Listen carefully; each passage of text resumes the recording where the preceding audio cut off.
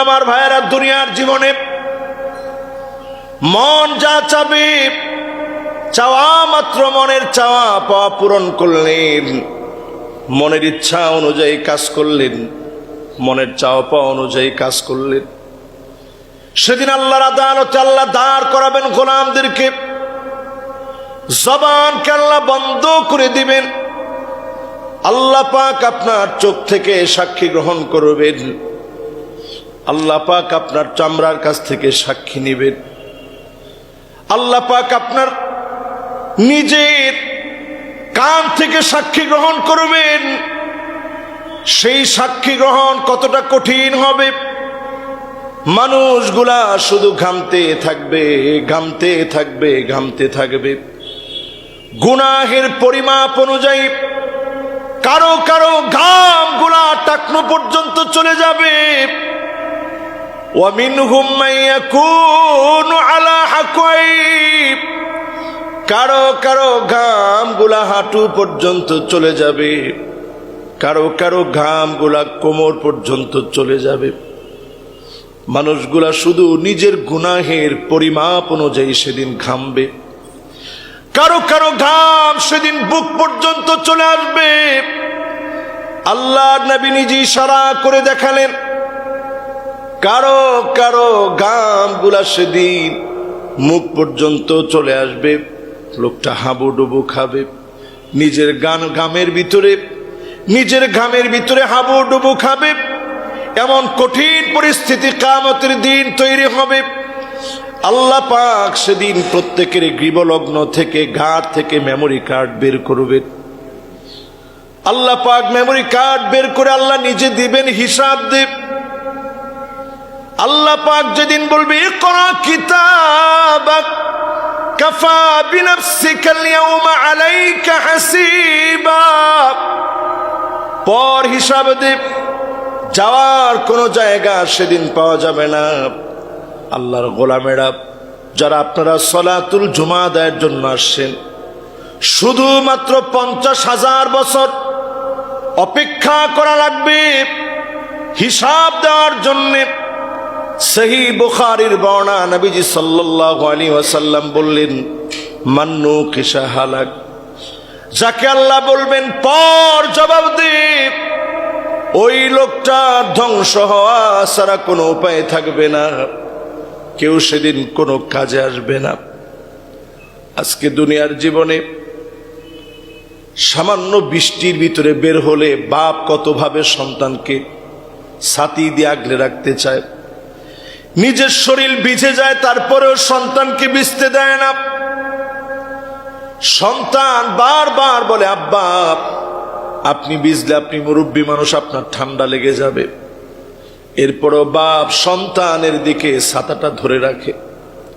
গতকালকের অনেকগুলা দৃশ্য দেখলাম,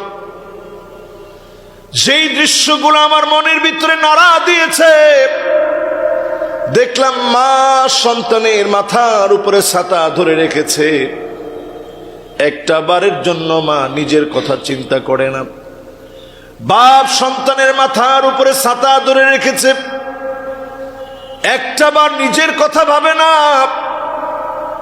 রিকশায় চড়েছে, অধিক অংশ কাগজটা সন্তানের দিকে দিয়ে রেখেছে, প্লাস্টিকের পলিথিন সন্তানের দিকে দিয়ে রেখেছে, সন্তানের যেন জ্বর না আসে। আর সেই কঠিন দিনটা এমন হবে, ইয়াউমা লা ইয়ানফাউ মালু ওয়ালা বানুন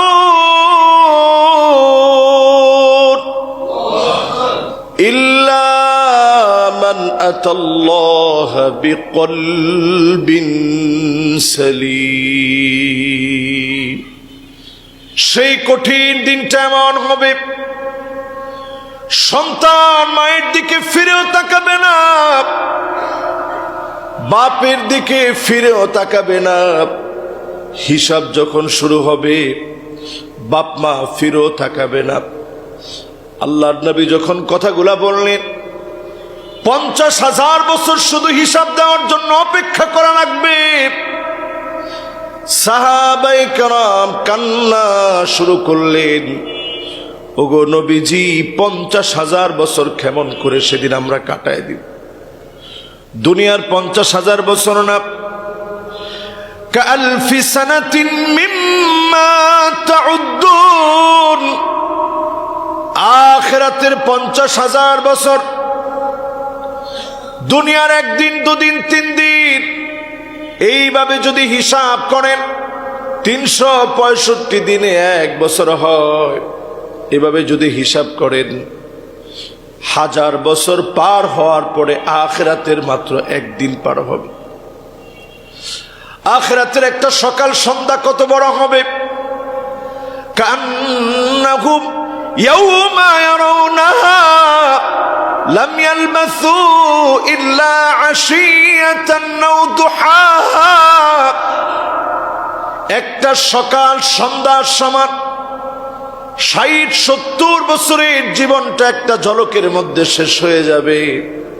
যেই জীবনের জন্য এত পেরেশান, যেই জীবনের জন্য এত কষ্ট, যেই জীবনের জন্য এত জল্পনা কল্পনা, সব শেষ হয়ে যাবে, ফুরায় যাবে। মালিকের সামনে আমাকে দাঁড়ায় যেতে হবে। ওয়াকুল্লা ইনসানিন আলজামনাহু তাইরাহু ফি উনুকিহি ونخرج له يوم القيامة كتابا يلقاه منشورا। সেদিন আল্লাহ গৃহলগ্ন থেকে মেমোরি কার্ড বের করে দিয়ে বলবে, এবার বল। আল্লাহর হাবিব বলেন, মান্নু কিসা হালাক, যাকে আল্লাহ বলবেন পর জবাব দে। এক কদম সামনে যাওয়ার কোনো উপায় নাই। চিন্তা করেন বিগত দিনে কত গুনাহ হয়ে গেছে। আল্লাহ পাক কিছু গোলামকে বলবে, গোলাম অনেক গুনাহ, অনেক অন্যায়, অনেক অপরাধ, এই গুনাহগুলা তুই করেছিলি, আমি আল্লাহ দয়া করে মায়া করে তোরে মাফ করে দিলাম। একটু চিন্তা করেন, কাদেরে কুদরত, সমস্ত ক্ষমতার মালিক, ১,৫০০ কিলোমিটার দূরে সৃষ্টি ও ঘূর্ণিঝড়ের প্রভাব কতটা শক্তিশালী হতে পারে একটু চিন্তা করেন, আন্দাজ করেন। আল্লাহর কিছু সেনাবাহিনী আছে। আল্লাহ সেনাবাহিনী কি? আল্লাহ সেনাবাহিনী হচ্ছে ইন্নাল মাউজা জাইশুম মিন জুয়ুশিল্লাহ, সমুদ্রের ঢেউগুলো হচ্ছে আল্লাহর সেনাবাহিনী। এই সেনাবাহিনীর মোকাবেলা করার মতো ক্ষমতা পৃথিবীর কোন দেশের শক্তিশালী কোন সামরিক শক্তির আল্লাহর সেনাবাহিনীর মোকাবেলা করার মতো কোন শক্তি, কোন ক্ষমতা পৃথিবীর কোন সেনাবাহিনীর নেই। ইন্নাল মাউজা জাইশুম মিন জুয়ুশিল্লাহ, আল্লাহর সেনাবাহিনী যখন প্রকট হয়ে যায়, উত্তাল হয়ে যায়, পৃথিবীর সেনাবাহিনী অস্ত্র নিয়ে দাঁড়িয়ে নির্বাক হয়ে তাকিয়ে থাকতে হয়। দুনিয়ার কোন শক্তি আল্লাহর কোন সেনাবাহিনীকে মোকাবেলা করতে পারে না। সেটা কখনো হতে পারে পঙ্গপালকে আল্লাহ সেনাবাহিনী বানিয়ে আল্লাহ পাঠিয়ে দেয়, কখনো হতে পারে যাকে যাকে আবাবিল আল্লাহ রাব্বুল আলামিন প্রেরণ করেন। ঠোঁটের ভিতরে একটি, পায়ের ভিতরে দুটি, যখন ছোট ছোট পাথরগুলো নির্গত হয়েছে, ফাজআলাহুম কাআসফিম মাকুল, চর্বিত ঘাসের মতো বানিয়ে আল্লাহ রাব্বুল আলামিন জমিনের ভিতরে নিশ্চিহ্ন করে দিয়ে প্রমাণ করে দিলেন, আল্লাহ সেনাবাহিনীর সামনে দুনিয়ার কোন শক্তি কখনো মোকাবেলা করতে পারে না। শব্দ চয়নে আমরা প্রায় সময় এই সমস্ত ক্ষেত্রে ভুল করি। আমরা বলি সব ধরনের প্রস্তুতি আমাদের আছে, এবারের ঘূর্ণিঝড়, এবারের সাইক্লোন, এবারের টর্নেডোকে আমরা মোকাবেলা করব। মোকাবেলা করার মতো কোনো ক্ষমতা পৃথিবীর কোনো মানুষের থাকতে পারে না। এই জন্য যখনই আমরা কথাগুলো বলি খুব খেয়াল করে বলা। নবী সাল্লাল্লাহু আলাইহি সাল্লাম এই সময় দোয়া করতেন, আল্লাহুম্মা ইন্নী আসআলুকা খায়রাহা ওয়া আউযু বিকা মিন শাররিহা। আয় আল্লাহ তাআলা, আপনি যে আযাব দিয়েছেন, যে বড় ঘূর্ণিঝড়টা হয়ে গেল, যে আযাব আমাদের ভিতরে আসলো, এর কল্যাণ আল্লাহ আপনি দান করে দেন, অকল্যাণ থেকে আল্লাহ আপনি আমাদেরকে বাঁচায় দেন। আল্লাহর কাছে গোলাম যখন মাফ চায়, যিনি গোলামের সব অতীত মাফ করে দিয়ে আযাব গজব উঠায় নেন, তিনি কে? আল্লাহ রাব্বুল আলামিন আল্লাহর সেনাবাহিনীকে দিয়ে প্রেরণ করে আযাব আল্লাহ দিতে চান না। প্রতিনিয়ত আমাদের চারপাশে অগণিত ফেরেশতাদেরকে নিয়োজিত করে রেখেছেন। ফেরেশতারা আমাদের জন্য তিনটা দোয়া প্রতিনিয়ত আল্লাহর কাছে করতে থাকে, আরো অনেক দোয়া করে। বিশেষ 3টা দোয়া ফেরেশতারা প্রতিনিয়ত আমাদের জন্য করতে থাকে। 1 নাম্বার দোয়া ফেরেশতারা করে, وَيَسْتَغْفِرُونَ لِلَّذِينَ آمَنُوا رَبَّنَا وَسِعْتَ كُلَّ شَيْءٍ رَحْمَةً وَعِلْمًا فاغفر للذين تابوا واتبعوا سبيلك وقهم عذاب الجحيم। এটা 1 নম্বর দোয়া ফেরেশতাদের। আল্লাহ তাআলা, আপনি তো জানেন শয়তানের ওয়াসওয়াসা, চারদিক থেকে যাবতীয় ফিতনা ফাসাদ, এরপরও আপনার গোলামরা চেষ্টা করে আজকের এই জুমা পূর্বক আলোচনায় আগে ভাগে এসে বসছে, কথাগুলা শোনার চেষ্টা করতেছে। আল্লাহ আপনার পথে, ক্ষমা পাওয়ার পথে আগুয়ান হয়েছে। আল্লাহ আপনি এই গোলামদেরকে মাফ করে দেন, জোরে বলেন সুবহানাল্লাহ। 1 নম্বর দোয়া ফেরেশতারা প্রতিনিয়ত আমাদের জন্য করে, আল্লাহ আপনার বান্দার গুনাহগুলা মাফ করে দেন। 2 নম্বরে ফেরেশতারা দোয়া করে, وقهم عذاب الجحيم। আল্লাহ তাআলা ভয়াবহ জাহান্নামের আগুন থেকে গোলামদেরকে বাঁচায় দেন। জাহান্নাম আমরা কেউ দেখি নাই, আমি জাহান্নাম দেখি নাই, আপনি জাহান্নাম দেখেন নাই। আল্লাহ পাক জাহান্নামকে তৈরি করার পরে ফেরেশতাদেরকে পাঠালেন দেখানোর জন্য। ফেরেশতারা যাওয়া মাত্র চলে আসছে। আয় আল্লাহ, এত আযাবের জায়গা জাহান্নাম, এই আযাবের জায়গার ভিতরে কেউ যাবে না। জান্নাত দেখার পরে ফেরেশতারা এসে অভিমত দিল, আল্লাহ এত নেয়ামতের জায়গা জান্নাত, আপনার কোন গোলাম জান্নাতের বাহিরে অন্য কোন পথে চলবে না। আল্লাহু আকবার। আল্লাহ রাব্বুল আলামিন জান্নাতের উপর একটা আবরণ বিছিয়ে দিলেন, জাহান্নামের উপরও একটা আবরণ বিছিয়ে দিলেন। জান্নাতের আবরণটা বড় সহজ না। জান্নাতের আবরণের ভিতরে দুনিয়ার জীবনের কষ্ট, যন্ত্রণা, যাতনা, নানা রকমের পরীক্ষা দুনিয়ার মধ্যে আসবে। এই পরীক্ষাগুলোর মধ্যে উত্তীর্ণ হওয়া লাগবে। যখনই পরীক্ষায় পড়ে যাবেন, আজ ফিলিস্তিনের মুসলমানদের দিকে তাকায় দেখেন কিভাবে মুসলমান, কিভাবে জীবনগুলো আল্লাহর রাহে বিলায় দিচ্ছে। সেদিন দেখলাম একজন সৈন্য নিজের চেহারাকে লুকায় রেখে ব্রিফ দিচ্ছে। মা এসে সন্তানের চেহারা খুলে দিয়েছে, মুখোশ উন্মুক্ত করে দিয়েছে, বুঝিয়ে দিতে চেয়েছে দুনিয়ার কারো সামনে তুমি তোমার চেহারা লুকায় রাখা দরকার নাই, তুমি তোমার চেহারা উন্মুক্ত করে দাও, কারণ তুমি একমাত্র গোলামি যার করো তিনি কে? তুমি কার ভয়ে তোমার চেহারা লুকায় রাখবা? তুমি তোমার চেহারা উন্মুক্ত করে দাও। দুনিয়ার কারো ভয়ে তোমার চেহারা ঢেকে রাখা দরকার নাই। দুনিয়ার এই জীবনে নানা রকমের পরীক্ষা আসবে। এই নানা রকমের পরীক্ষার ভিতরে যারা উত্তীর্ণ হবে, কষ্টের সময়ে যারা ঈমানের উপরে থাকবে, এই লোকদের জন্য ফেরেশতারা প্রতিনিয়ত আল্লাহর কাছে দোয়া করতেছে, আল্লাহ এদেরকে জাহান্নাম থেকে আল্লাহ মাফ করেন। ফেরেশতাদের দোয়া কবুল করে যিনি মাফ করবেন তিনি কে? আল্লাহ। তিনটা দোয়া ফেরেশতারা প্রতিনিয়ত করে। একটা হচ্ছে আল্লাহ গুনাহ মাফ করে দেন, একটা হচ্ছে জাহান্নামের আগুন থেকে আল্লাহ আপনি মাফ করেন। তৃতীয় নাম্বার দোয়া করে وأدخلهم جنات عدن التي وعدتهم।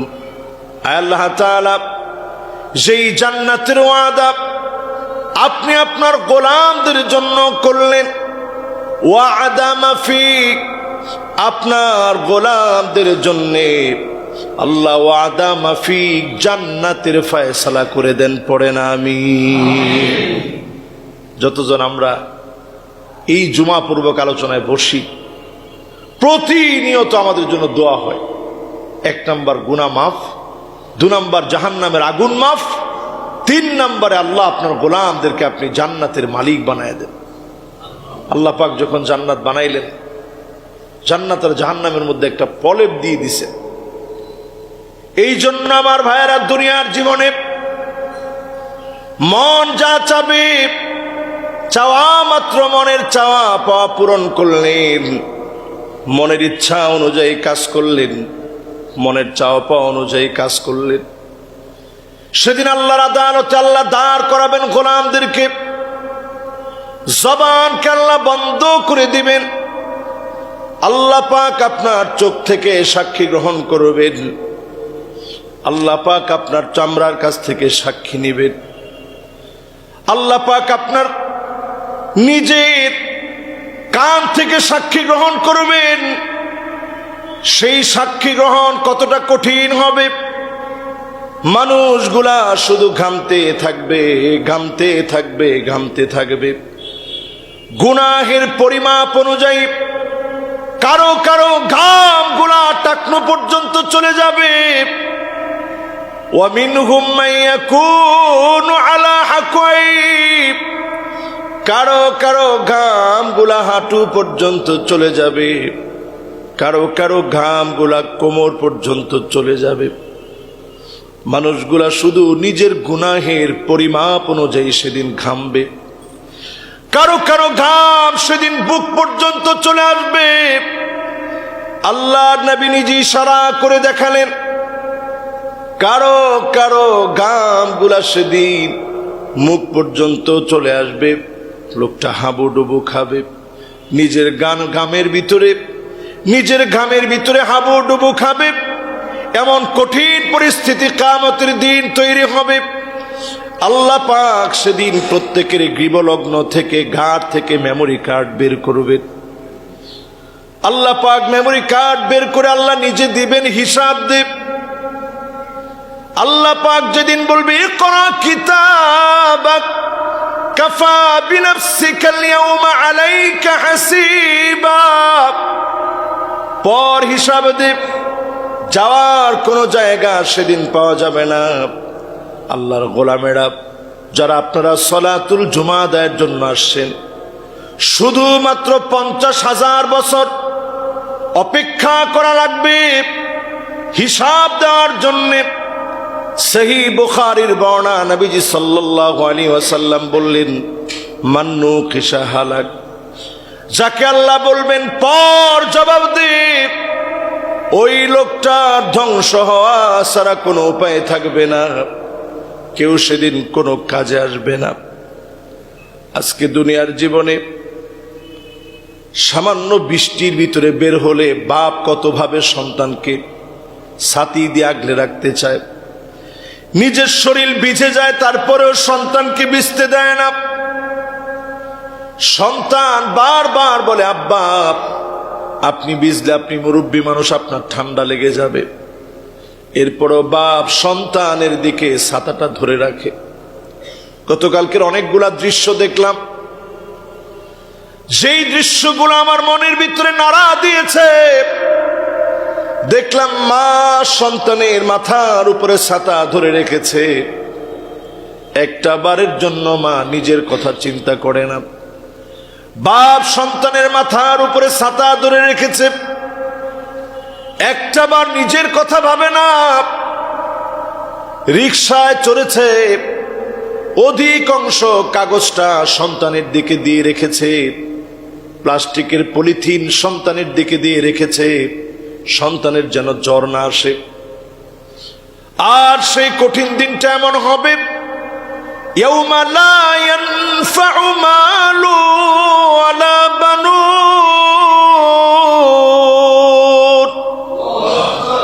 ইল্লা মান আতাল্লাহা বিকলবিন সালিম। সেই কঠিন দিনটা এমন হবে, সন্তান মায়ের দিকে ফিরেও তাকাবে না, বাপের দিকে ফিরেও তাকাবে না। হিসাব যখন শুরু হবে, বাপ মা ফিরেও তাকাবে না।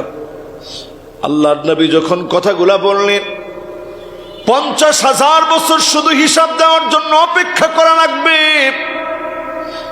সাহাবায়ে কেরাম কান্না শুরু করলেন, ওগো নবীজি, 50,000 বছর কেমন করে সেদিন আমরা কাটায় দিব? দুনিয়ার 50,000 বছর না, কাআলফি সানাতিন মিম্মা তাউদ্দুন। আখিরাতের 50,000 বছর, দুনিয়ার একদিন, দুদিন, 3 দিন, এইভাবে যদি হিসাব করেন 365 দিনে 1 বছর হয়।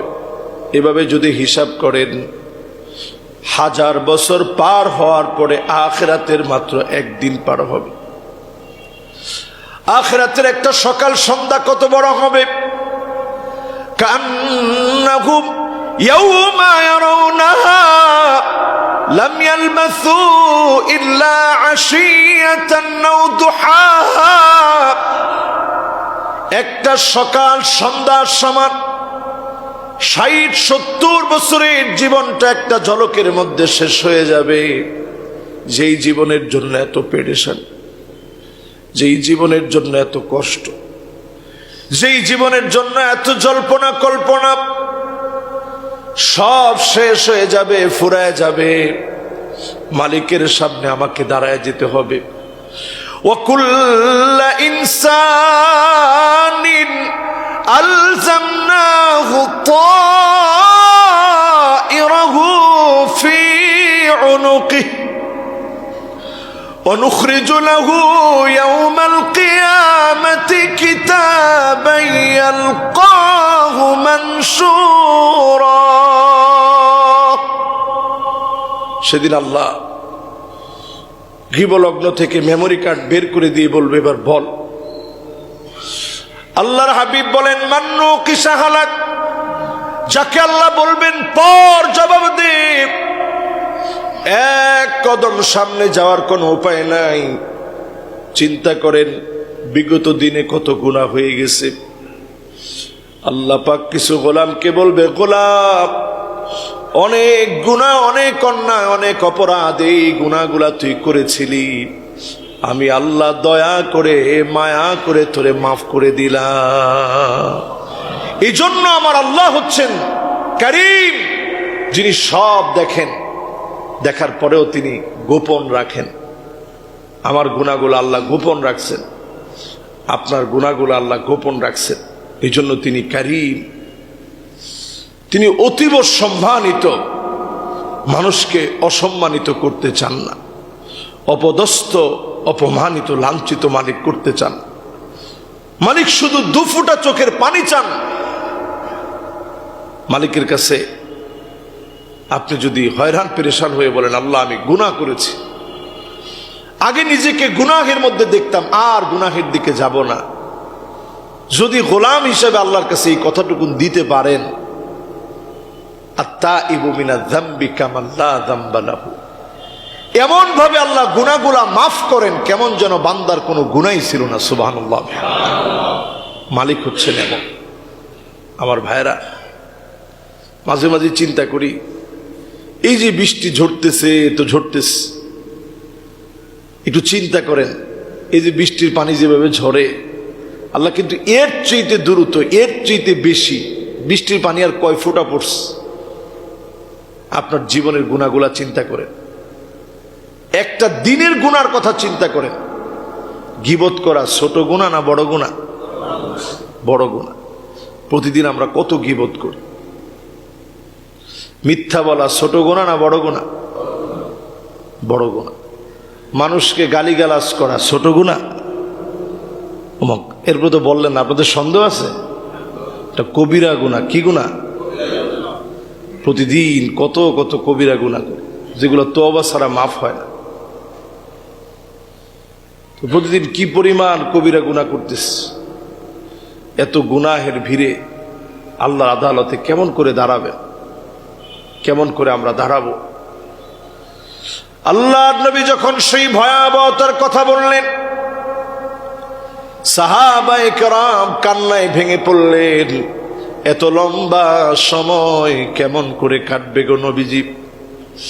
আল্লাহর হাবিব বললেন, ইন্নাহু লা ইউখাফফাফ আলা উম্মতি হাত্তা ইউখাফফিফা মিন সালাতিন মাকতুবাতিন ইউসাল্লিহা ফিদ দুনিয়া। দুনিয়ার জীবনে 2 রাকাত অথবা 4 রাকাত নামাজ পড়তে যে সময় লাগতো, অল্প সময়ের ভিতরে আখিরাতের 50,000 বছর যিনি শেষ করে দিবেন তিনি কে?